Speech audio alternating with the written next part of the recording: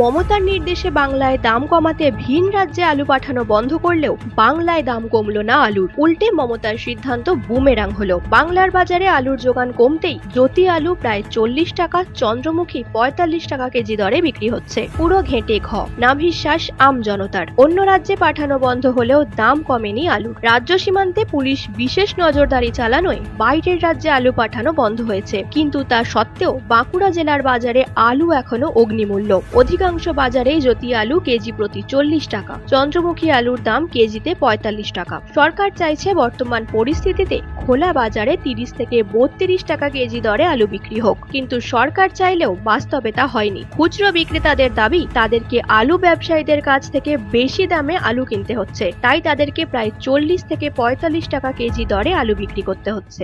জ্যোতি আলু 35 থেকে 40 টাকা দামে বিক্রি হচ্ছে, আর চন্দ্রমুখী আলু 40 থেকে 45 টাকা দামে বিক্রি হচ্ছে। হ্যাঁ, আমাদের উচ্চ দামে আলুটা কিনতে হচ্ছে, দাম একটু বাড়া আছে, সেই জন্য দামে ওনারা বস্তায় 100 টাকা দাম বেশি নিচ্ছেন, সেই জন্য আমাদেরও 2-4 টাকা বেশি দামে বিক্রি করতে হচ্ছে। বস্তায় 1150 টাকা জ্যোতি আলু, আর চন্দ্রমুখী আলু 1250 টাকা দাম হচ্ছে। আমাদের এখানে আলুর দাম 35 টাকা বিক্রি হচ্ছিল চন্দ্রমুখী জ্যোতি আলু, এখন সেটা আপনার 40 টাকার মধ্যে বিক্রি হচ্ছে।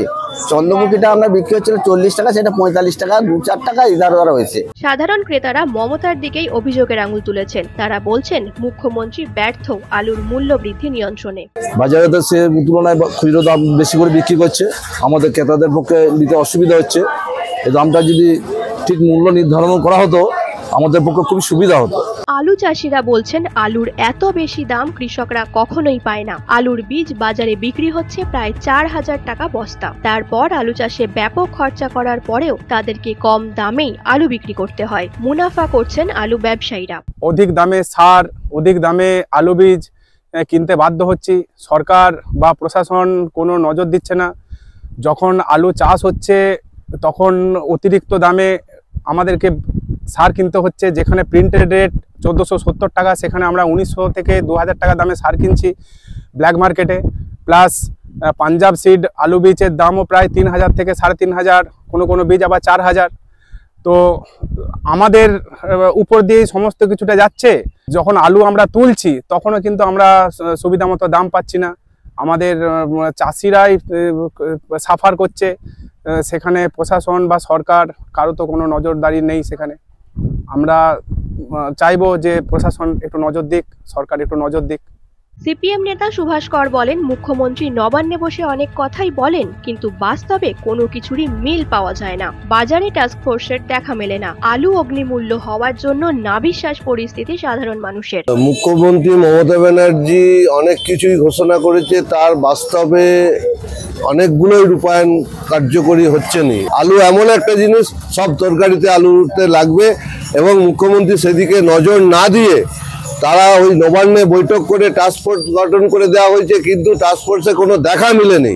তারা যা খুশি আরম্ভ করেছে এবং মানুষকে একটা সর্বনাশের পথে নিয়ে চেষ্টা করছে। পশ্চিমবঙ্গ প্রগতিশীল আলু ব্যবসায়ী সমিতির উপদেষ্টা বিভাস দে বলেন, এই রাজ্যের হিমঘরে এখনো প্রায় 1 কোটি বস্তা বা প্যাকেট আলু মজুত আছে। হিমঘর থেকে জ্যোতি আলু 23 টাকা কেজি দরে বেরোচ্ছে। খোলা বাজারে কি কারণে প্রায় 40 টাকা কেজি দরে আলু বিক্রি হচ্ছে, এ বিষয়ে তিনি অবগত নন।